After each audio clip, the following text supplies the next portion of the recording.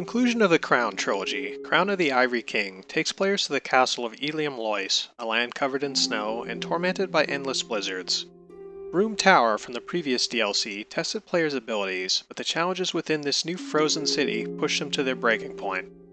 Much like the previous two DLCs, Crown of the Ivory King does right by presenting an interconnected world, with a slight twist to the formula. The frozen temple doesn't fully open up until certain progression has been made. Crown of the Ivory King does take a more direct approach in narrative, giving insight on the fall of the king and the many fragments of darkness.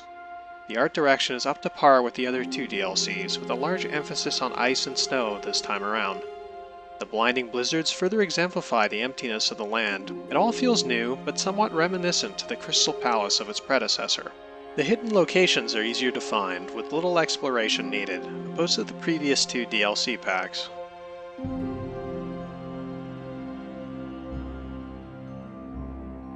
The cast of new enemies are difficult, if not the hardest in all of the Dark Souls 2 experience.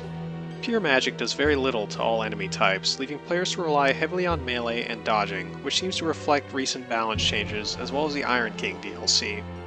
Across the temple, you free Lois Knights, which aid in the final encounter, making it a bit too easy compared to the other DLC boss fights. The frigid outskirts also deliver the toughest terrain to explore, introducing one of the most anger-inducing enemies and bosses in the game. It seems From Software was trying to be as sadistic as possible when developing this area. The blinding blizzards, relentless hell ponies, as well as the less than suitable safe zones were a test in patience and skill.